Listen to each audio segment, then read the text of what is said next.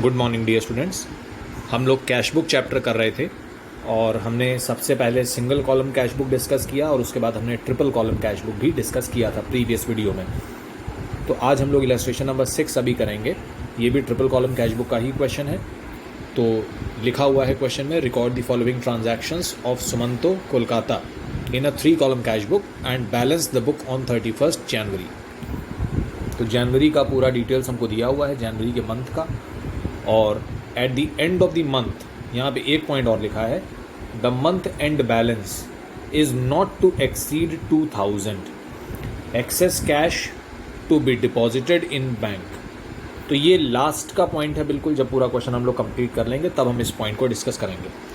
तो सबसे पहले हम देखते हैं कि जैसा कि प्रीवियस वीडियोज़ में भी हमने देखा था कि सबसे पहले हमें बैलेंस लिखना होता है और कैश का और बैंक का दोनों बैलेंसेस हमें दिए रहते हैं। कैश का बैलेंस हमेशा पॉजिटिव होता है और बैंक बैलेंस पॉजिटिव और नेगेटिव दोनों हो सकता है। तो अभी हमें 1 जनवरी को कैश का और बैंक का दोनों बैलेंसेस दिए हुए हैं और अभी ये दोनों पॉजिटिव हैं। अगर बैंक का बैलेंस नेगेटिव होता तो यहाँ पे लिखा होता क्रेडिट या फिर लिखा होता बैंक ओवरड्राफ्ट। तो बैंक ओवरड्राफ्ट का मतलब होता है क्रेडिट बैंक बैलेंस। तो क्रेडिट बैंक बैलेंस का मतलब भी नेगेटिव हुआ और बैंक ओवरड्राफ्ट का मतलब भी नेगेटिव हुआ। तो अभी तो ये दोनों पॉजिटिव हैं। तो हम सॉल्यूशन में देखिए हमने यहाँ लिख दिया 2020 दोनों तरफ हो जाएगा। फॉर्मेट हमारा सेम रहेगा, हेडिंग पड़ गई 3 column cash book, date particular LF और ट्रिपल कॉलम है तो 3 कॉलम बनेंगे, डिस्काउंट कैश और बैंक। और यहाँ पे भी सेम कॉलम हो जाएंगे। ये क्रेडिट साइड हो गया।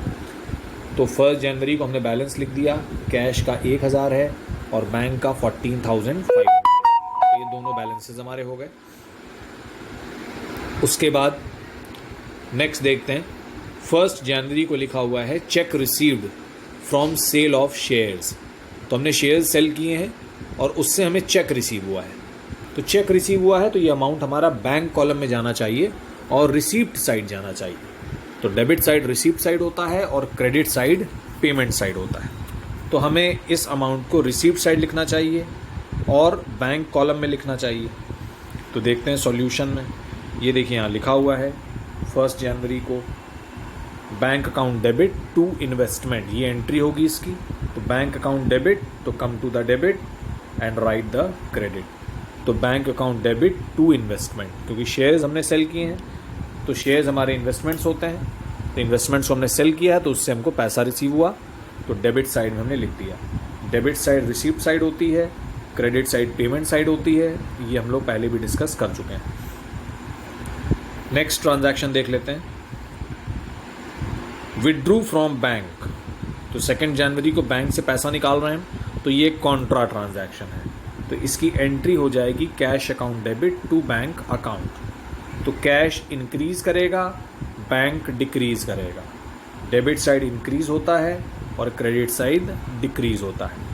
तो कैश कॉलम को हमें इंक्रीज करना चाहिए और बैंक कॉलम को हमको डिक्रीज करना चाहिए। तो अमाउंट है 10,000 रुपीज़। तो देख लेते हैं किस तरह से किया गया है। ये देखिए कैश कॉलम में हमने 10,000 रुपये इंक्रीज़ कर दिया और बैंक कॉलम से 10,000 माइनस कर लिया। अगर बैंक कॉलम में अमाउंट लिखा हुआ है तो यहाँ लिखा जाएगा कैश, और कैश कॉलम में अमाउंट लिखा हुआ है तो यहाँ लिखा जाएगा बैंक। और ये एक कॉन्ट्रा ट्रांजैक्शन है तो हमने प्रीवियस वीडियो में भी डिस्कस किया था कि C हम लोग लिखते हैं लेजर फोलियो कॉलम में। तो कॉन्ट्रा ट्रांजैक्शंस की एंट्री दोनों तरफ होगी। बैंक से पैसा विड्रॉ हो सकता है या फिर हम बैंक में पैसा डिपॉजिट कर सकते हैं। तो यही दोनों ट्रांजैक्शन हमारे कॉन्ट्रा ट्रांजैक्शन कैश बुक में लिखे जाएंगे। और बैंक टू बैंक ट्रांसफ़र भी होता है। तो इस तरह से इस ट्रांजैक्शन की एंट्री हो गई। Next point, 3 January purchased goods from Agarwal and company 13,000, paid by cheque 12,500 in full settlement. तो 500 रुपये का डिस्काउंट हमको मिल रहा है क्योंकि फुल सेटलमेंट में है, आगे कोई पेमेंट आपको करनी नहीं है। और गुड्स आप परचेज़ कर रहे हैं तो पेमेंट किया जा रहा है तो क्रेडिट साइड में आएगा, क्योंकि क्रेडिट साइड हमारा पेमेंट साइड होता है। तो देख लेते हैं इसको हमने कैसे लिखा हुआ है। ये देखिए लिखा हुआ है बाय परचेजेस 12,500 रुपये बैंक से पे किया आपने, 500 रुपीज़ का डिस्काउंट आपको रिसीव हो गया। तो डिस्काउंट का अमाउंट हमने डिस्काउंट में लिख दिया और बैंक से जो पे किया है आपने उसको आपने बैंक कॉलम में लिख दिया। तो इस तरह से ये इलस्ट्रेशन भी हमारा ये ट्रांजैक्शन भी हमारा हो गया। नेक्स्ट पॉइंट है पेड वेजेस। तो काफ़ी सिंपल पॉइंट है। क्रेडिट साइड में हम लिख देंगे बाय वेजेस। पेमेंट हो रहा है तो क्रेडिट साइड में देखिए लिखा हुआ है बाय वेजेस और कैश कॉलम में लिखा हुआ है। जब कुछ नहीं पता होता हमको तो हम एज्यूम करते हैं कि पेमेंट कैश में ही किया गया है, तो इसलिए हमने कैश से इसकी एंट्री कर दी। फिफ्थ को देखते हैं क्या है transaction. Received from Mohan cheque of 98 against 10,000 in full settlement. तो हमको 5 तारीख को मोहन से 9800 का चेक रिसीव हो रहा है, लेकिन हम चेक को डिपॉजिट कर रहे हैं 8 तारीख को। तो ये हमने प्रीवियस वीडियो में भी डिस्कस किया था कि जब आपको चेक रिसीव होता है लेकिन आप उसको डिपॉजिट नहीं करते तो इसकी एंट्री आप बैंक अकाउंट से नहीं करेंगे, कैश अकाउंट से करेंगे। तो इसकी एंट्री होनी चाहिए cash account debit, discount allowed account debit to Mohan. तो मोहन का तो पूरा 10,000 अमाउंट था, तो ये तो 10,000 हो गया, लेकिन चेक आपको कितने रुपए का मिल रहा है 9,800 का, और 200 रुपये हम डिस्काउंट दे रहे हैं उसको। तो ये एंट्री इस तरह से होगी 5 जनवरी को। 5 तारीख को हम कैश के थ्रू एंट्री पास करेंगे, और जब 8 तारीख को ये चेक डिपॉजिट किया जाएगा तब आप एंट्री कर दोगे bank account debit to cash account contra entry. तो ये एंट्री चेक को डिपॉजिट करने के लिए होगी, लेकिन 5 तारीख को आप सिर्फ और सिर्फ चेक को रिसीव कर रहे हैं, डिपॉजिट नहीं कर रहे हैं। तो जब चेक को रिसीव किया जाता है और डिपॉजिट बाद में किया जाता है, तो रिसीव करने वाले दिन आप कैश से एंट्री करेंगे और डिपॉजिट करने वाले दिन आप bank to cash contra entry कर देंगे। तो ये देखिए, पहले हम 5 तारीख को कैश से एंट्री कर रहे हैं। ये देखिए कैश में 98 लिखा हुआ है, डिस्काउंट में 200 लिखा हुआ है, और मोहन के नाम से हमने लिख दिया क्योंकि एंट्री हमने अभी डिस्कस किया था cash account debit, discount allowed account debit to Mohan. तो कैश और डिस्काउंट दोनों डेबिट हुए हैं। Come to the debit and write the credit. तो क्रेडिट में है टू मोहन, तो यहाँ पे हमने लिख दिया टू मोहन, और कैश का अमाउंट कैश में लिख दिया और डिस्काउंट का अमाउंट हमने डिस्काउंट में लिख दिया। और 8 तारीख को जब ये चेक डिपॉजिट होगा तो एंट्री होगी बैंक डेबिट टू कैश। तो बैंक अकाउंट देखिए डेबिट हो रहा है 9800 से, और कैश अकाउंट हमारा क्रेडिट हो रहा है 9800 से। और अमाउंट अगर बैंक में लिखा जाता है तो यहाँ पे कैश लिखेंगे आप, और अमाउंट अगर कैश में लिखा जाता है तो यहाँ बैंक लिखेंगे आप। तो कॉन्ट्रा एंट्री की जो दोनों तरफ एंट्री होती है वो तो हम ऑलरेडी डिस्कस कर चुके हैं। तो इस तरह से इसकी एंट्री की जाएगी। तो पहले 5 तारीख को रिसीव करेंगे और फिर 8 तारीख को इसको डिपॉजिट कर देंगे। आगे देखते हैं 14th को पेड फॉर स्टेशनरी। तो ये तो सिंपल ट्रांजैक्शन है, क्रेडिट में लिख दिया जाएगा बाय स्टेशनरी, कैश में कुछ नहीं लिखा है तो कैश से पेमेंट हो जाएगा। 16th को बॉट गुड्स, तो फिर से आप क्रेडिट में लिखोगे बाय परचेजेस, और कैश में लिख दोगे 6,000 रुपये। उसके बाद लिखा है paid Shyam by cheque, discount received from him. तो फिर से हम पेमेंट कर रहे हैं, लेकिन इस बार चेक से पेमेंट कर रहे हैं, तो बैंक कॉलम में लिख देंगे। ये देखिए 16th को 19th को सॉरी, तो श्याम को हम पेमेंट कर रहे हैं, बैंक से पेमेंट कर रहे हैं, और डिस्काउंट हमको रिसीव हो रहा है 300 रुपये। और उसके पहले हमने परचेज़ किए थे गुड्स, तो उसकी भी एंट्री हमने कैश से अभी कर दी थी। उसके बाद नेक्स्ट ट्रांजैक्शन देखते हैं, Drew from bank. Drew from bank का मतलब होता है विड्रू फ्रॉम बैंक। तो अब एंट्री हो जाएगी cash account debit to bank account. तो कैश इंक्रीज़ कर जाएगा और बैंक हमारा डिक्रीज़ कर जाएगा। तो ये देखिए कैश कॉलम यहाँ पे इंक्रीज़ हो गया है 3,000 से, और बैंक कॉलम यहाँ पे डिक्रीज़ हो गया है 3,000 से। और अगर बैंक कॉलम में अमाउंट लिखा गया है तो यहाँ पे कैश लिखा जाएगा, और कैश कॉलम में अमाउंट लिखा गया है तो यहाँ पे बैंक लिखा जाएगा। तो कैश कॉलम हमारा इंक्रीज़ हो गया और बैंक हमारा डिक्रीज़ हो गया, क्योंकि डेबिट साइड इंक्रीज साइड होती है और क्रेडिट साइड डिक्रीज साइड होती है। Next, cash drawn for personal use. तो बैंक से हमने पैसा निकाला है पर्सनल यूज़ के लिए, तो बैंक कॉलम को कम कर दीजिए आप। बैंक कॉलम को फिर से हमने 2,000 से कम किया, लेकिन इस बार ड्राइंग्स लिखेंगे हम, क्योंकि बिजनेस के लिए पैसा नहीं निकाला गया है, ये पर्सनल यूज़ के लिए पैसा निकाला गया है। उसके बाद लिखा हुआ है कैश रिसीव्ड अगेंस्ट सेल्स।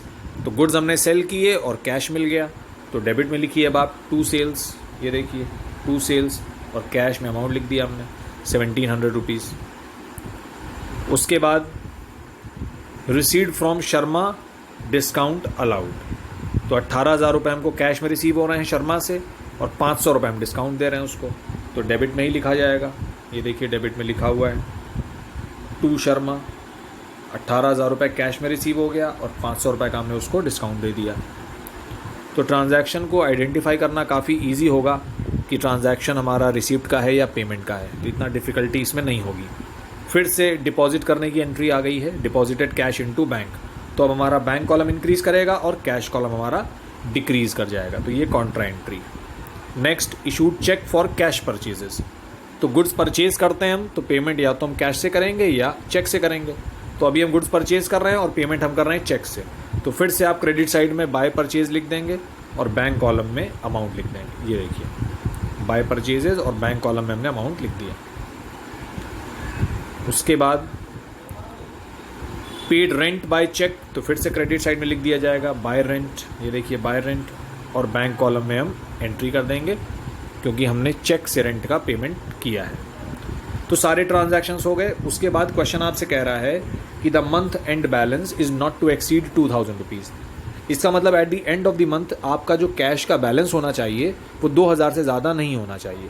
तो इसका मतलब आप पहले कैश का बैलेंस निकाल लीजिए, जितना भी बैलेंस आता है उसमें से 2,000 रुपये छोड़ के बाकी पूरा पैसा हम बैंक में डिपॉजिट कर देंगे। तो एक कॉन्ट्रा एंट्री हमको सिर्फ यहाँ पे करनी पड़ेगी और कुछ नहीं करना है। तो कैश कॉलम का पहले हम बैलेंस निकालेंगे, तो कैश कॉलम का डेबिट साइड आप पहले ऐड करिए और क्रेडिट में जितने भी पेमेंट्स किए गए हैं वो सारे हम माइनस कर देंगे। तो कैश कॉलम का जो डेबिट का टोटल आ रहा है वो 43,500 है, और उसमें से हमने कैश के जितने भी क्रेडिट आइटम्स हैं वो सारे माइनस कर दिए। तो 1 2 3 4 5 ये 5 आइटम्स हम माइनस कर देंगे, क्योंकि अभी तक हमने यही 5 आइटम्स लिखे हुए हैं। तो जब पूरा आप माइनस करेंगे तो आपका जो अमाउंट आएगा वो 8,700 आएगा, 8,700 रुपये। उसमें से 2,000 रुपीज़ हम छोड़ देते हैं, तो 6,700 रुपीज़ हम कैश से निकाल के बैंक में डिपॉजिट कर देंगे। तो ये देखिए बैंक कॉलम हमारा इंक्रीज़ हो गया है। बैंक कॉलम ये डेबिट साइड में है, बैंक कॉलम 6,700 रुपये से इंक्रीज़ हुआ और कैश कॉलम हमारा 6,700 से डिक्रीज़ हो गया। और बैंक में अगर अमाउंट लिखा गया है तो कैश लिखा जाएगा यहाँ पे, और कैश में अमाउंट लिखा गया है तो बैंक लिखा जाएगा यहाँ पे। तो लास्ट में आप 2,000 रुपये छोड़ के बाकी पूरा का पूरा पैसा बैंक में डिपॉजिट कर रहे हैं। तो इसके लिए कुछ नहीं करना है, कैश कॉलम का बैलेंस निकालिए, जो भी बैलेंस आता है उसमें से 2,000 छोड़ दिया हमने, बाकी पूरा पैसा बैंक में डिपॉजिट कर दिया। तो अब हमारा बैलेंस अपने आप लास्ट में 2,000 आ जाएगा। ये देखिए लिखा हुआ है बाय बैलेंस CD 2,000 रुपीज़। तो कैश का बैलेंस इस तरह से निकाल लिया गया। उसके बाद बैंक का बैलेंस हम निकाल लेंगे। बैंक का भी हम डेबिट साइड पूरा टोटल करेंगे और क्रेडिट साइड के जो भी अमाउंट्स हैं उनको माइनस करते चले जाएंगे। तो बैंक का बैलेंस हमारा आ रहा है 70,800 रुपये, कैश का बैलेंस आ रहा है 2,000 रुपये। आ तो रहा था 8,700 रुपये, लेकिन उसमें से 2,000 रुपये छोड़ के हमने बाकी पूरा का पूरा पैसा बैंक में डिपॉजिट कर दिया। तो इस तरह से हमारा ये क्वेश्चन कंप्लीट होगा। तो ट्रिपल कॉलम कैश बुक के इसी तरह से क्वेश्चंस हमको आगे भी करने हैं। तो आई होप ये क्वेश्चन सभी स्टूडेंट्स को क्लियर हो गया होगा, इसमें कोई डाउट किसी को भी नहीं होगा। इलस्ट्रेशन नंबर 7 सभी स्टूडेंट्स अपने आप कर लेंगे, बिल्कुल ईजी क्वेश्चन है, ज़्यादा ट्रांजैक्शंस भी इसमें नहीं हैं। मैं आपको इलस्ट्रेशन नंबर 8 एक्सप्लेन करता हूँ जिसमें ज़्यादा ट्रांजैक्शंस भी हैं और उसको हम लोग करेंगे। ये रहा इलस्ट्रेशन नंबर 8, लिखा हुआ है prepare 3 column cash book of Tarun Kanpur from the following transactions. तो सबसे पहले देखिए हमको अप्रैल मंथ का पूरा कैश बुक प्रिपेयर करना है। तो ये रहा हमारा फॉर्मेट, सेम फॉर्मेट है, हेडिंग पड़ी है 3 column cash book, date particular LF और 3 कॉलम अमाउंट के हो गए, फिर से डेट पर्टिकुलर LF और 3 कॉलम हमारे अमाउंट के हो गए। तो इस तरह से तो हमने फॉर्मेट प्रिपेयर कर लिया। सबसे पहली चीज़ बैलेंस लिखी जाती है। तो बैलेंस देखिए हमको दिए हुए हैं 1 अप्रैल, कैश का बैलेंस 1,200 रुपये है और बैंक का ओवरड्राफ्ट बैलेंस है 15,000, तो निगेटिव बैलेंस है। तो इसको इस तरह से हमने सॉल्यूशन में लिख दिया। देखिए 2020 दोनों तरफ लिख देना है, सेम है। अप्रैल 1 2 बैलेंस ब्रॉट डाउन, कैश का कितना है 1,200 और बैंक का नेगेटिव बैलेंस है तो क्रेडिट साइड लिखा जाएगा। अप्रैल 1 बाय बैलेंस ब्रॉट डाउन 15,000 रुपये। तो बैलेंस बैंक का नेगेटिव भी हो सकता है, ये मैंने पहले ही एक्सप्लेन किया था। तो इस तरह से हम नेगेटिव बैलेंस अगर होता है तो क्रेडिट साइड में उसको लिख देते हैं। बाकी पूरा क्वेश्चन हमको जैसे कर रहे थे अभी तक सेम वैसे ही करना है। Capital introduced 20,000 out of which 16,000 is by cheque. तो कैपिटल इंट्रोड्यूस की गई है, 16,000 रुपये बैंक में चला गया, 4,000 रुपये कैश में चला गया। तो इसकी एंट्री ये देखिए हमने कर दी, 4,000 रुपये कैश में लिख दिए और 16,000 बैंक कॉलम में लिख दिए, और यहाँ पे कैपिटल इंट्रोड्यूस हुई है तो हम एंट्री यहाँ पे कैपिटल अकाउंट से करेंगे। तो इसकी एंट्री होगी cash account debit, bank account debit to capital account.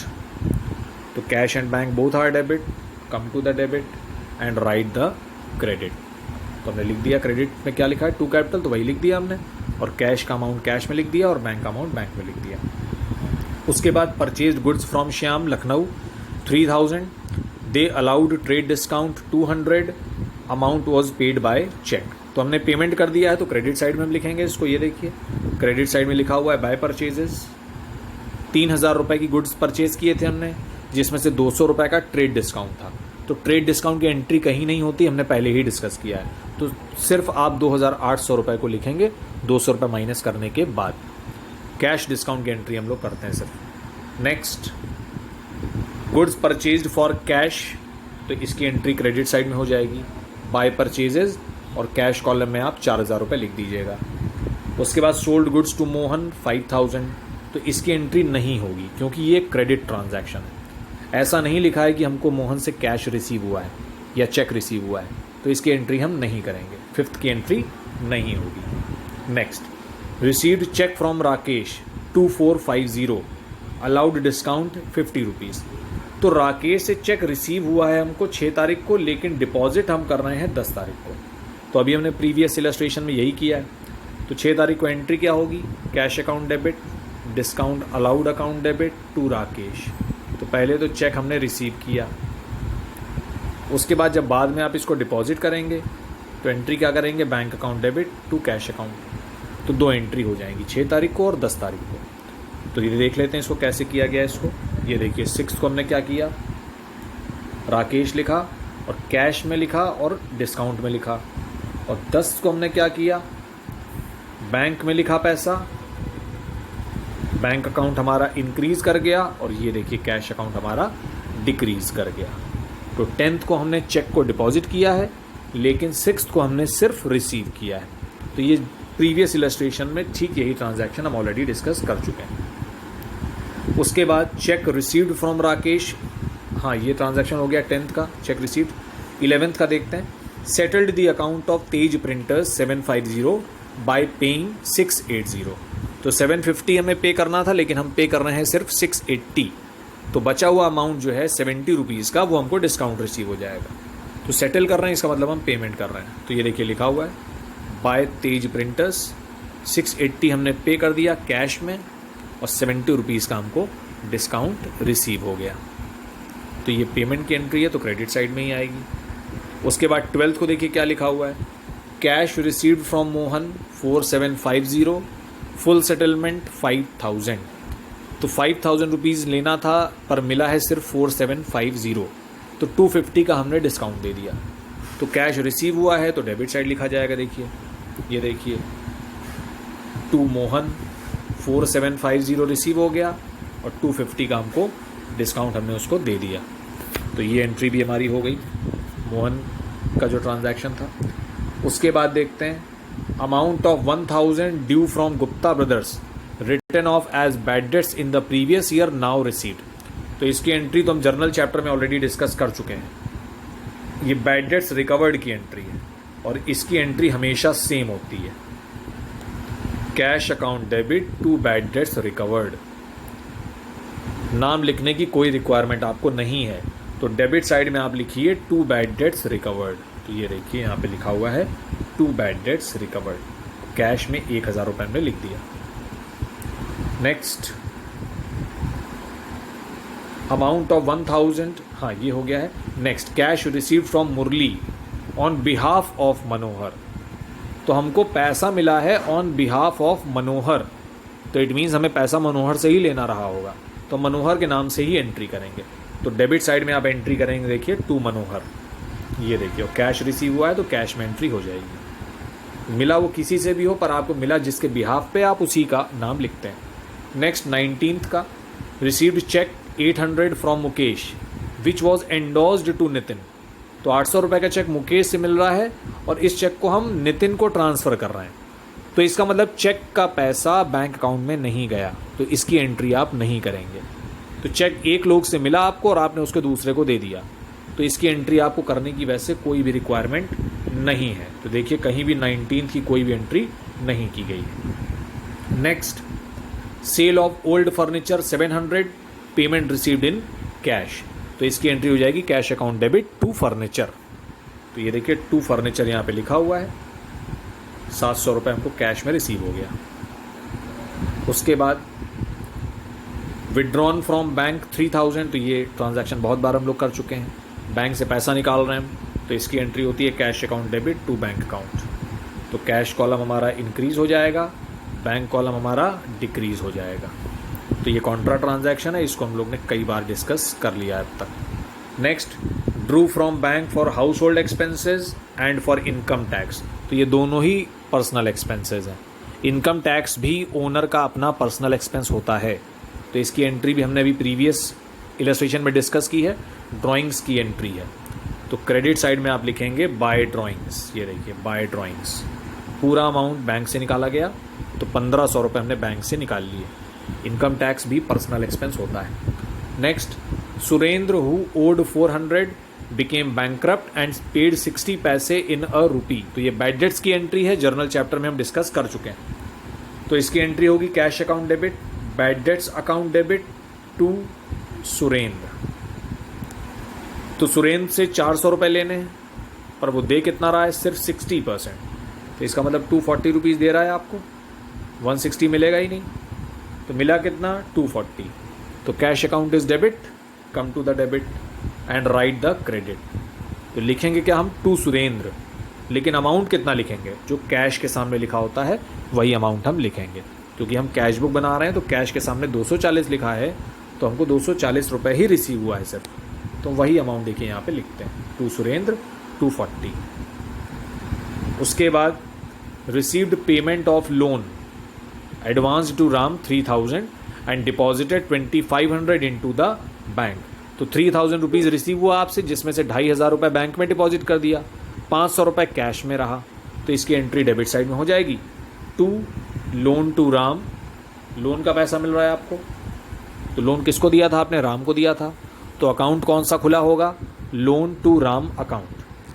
तो 3000 रुपये देखिए पहले हमने कैश में रिसीव किया, बाद में 2500 रुपये, ये 3000 रिसीव हो गया, बाद में 2500 रुपये देखिए बैंक में डिपॉजिट हो गया है, तो उसकी कॉन्ट्रा एंट्री हो जाएगी। तो जब बैंक में आप पैसा डिपॉजिट करेंगे तो एंट्री हो जाएगी बैंक डेबिट टू कैश। तो बैंक अकाउंट आपका इंक्रीज़ कर गया और कैश अकाउंट आपका डिक्रीज़ कर गया। तो पहले 3000 उन्होंने रिसीव किया और बाद में 2500 रुपये बैंक में डिपॉजिट कर दिया। तो डिपॉजिट करने की तो कॉन्ट्रा एंट्री होती है, तो वो हम लोग अब तक काफ़ी बार डिस्कस कर चुके हैं। Next, interest debited by bank. अगर बैंक ने आपके अकाउंट से पैसा डेबिट किया है तो इसका मतलब आपके अकाउंट से पैसा डिडक्ट किया गया है। बैंक अगर डेबिट करता है तो माइनस करता है, और बैंक अगर क्रेडिट करता है तो प्लस करता है। तो हमारा जो सिस्टम चलता है उससे उल्टा सिस्टम चलता है बैंक का। हमारे लिए तो कैश बुक का डेबिट साइड जो है वो पॉजिटिव साइड है, और जो क्रेडिट साइड है वो नेगेटिव साइड है। ये डिक्रीज़ वाला साइड है, ये इंक्रीज़ वाला साइड है। लेकिन बैंक के लिए उल्टा है, बैंक अगर डेबिट कर रहा है तो इसका मतलब डिक्रीज़ कर रहा है, और बैंक अगर क्रेडिट कर रहा है तो इंक्रीज़ कर रहा है।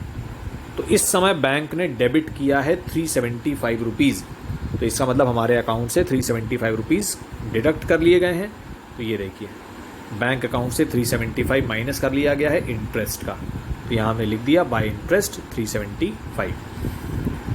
और लास्ट वाला पॉइंट बिल्कुल सेम है प्रीवियस क्वेश्चन की तरीके से, deposited with the bank the balance amount after retaining 2000 at office. तो अब आप क्या करेंगे, कैश का पहले बैलेंस निकालेंगे, कैश कॉलम का, कैश कॉलम का जो भी बैलेंस आएगा उसमें से 2000 रुपये छोड़ के बाकी पूरा पैसा बैंक में डिपॉजिट कर दिया जाएगा। तो पहले आप कैश का डेबिट साइड ऐड करिए, फिर आप क्रेडिट साइड उसमें से माइनस करते चले जाइए। ये 4 अमाउंट हमने अभी तक लिखे हैं। उसके बाद आपका जो बैलेंस आएगा वो आएगा 10910। 10,910 रुपये बैलेंस आपका आएगा। इसमें से 2,000 रुपये हम छोड़ देंगे, तो फिर एक्स्ट्रा कितना हुआ 8,910 रुपये। तो 8,910 रुपये हम बैंक में डिपॉजिट कर देंगे। तो ये देखिए बैंक कॉलम में, ये रहा बैंक कॉलम हमारा। बैंक कॉलम में हमने 8,910 रुपये प्लस किया और कैश कॉलम में 8,910 रुपये माइनस कर दिया। तो लास्ट में ऑलरेडी आपका 2,000 बच जाएगा। फिर अब आप जब बैलेंस निकालेंगे तो 2,000 ही बचेगा। तो कैश का बैलेंस तो हमको ऑलरेडी पता है कि 2,000 ही आना है, उससे ज़्यादा जितना भी होगा बैंक में डिपॉजिट करना पड़ेगा। अब हम लास्ट में क्या करेंगे, बैंक का बैलेंस भी निकाल लेंगे। तो बैंक का भी अब आप डेबिट साइड ऐड करेंगे पूरा, और क्रेडिट के अमाउंट आप माइनस करते चले जाएंगे। बैंक का बैलेंस आ गया 7,185। तो कैश का और बैंक का दोनों बैलेंस आपको देखिए पता चल गया। तो इस तरह से क्वेश्चन हमारा कंप्लीट हो जाएगा। तो ये ट्रिपल कॉलम कैश बुक के काफ़ी अच्छे क्वेश्चंस थे, दोनों क्वेश्चंस। आई होप सभी स्टूडेंट्स को समझ में आ गए होंगे। मैं इसके अनसॉल्व क्वेश्चन भी आपको बता दूंगा जो कि अब सभी स्टूडेंट्स को करने हैं। तो इलस्ट्रेशन नंबर 7 सबसे पहले सभी स्टूडेंट देखेंगे, उसके बाद जो अनसॉल्व क्वेश्चन दिए जाएंगे उसको भी सभी स्टूडेंट्स अपने आप प्रैक्टिस करेंगे। Thank you so much.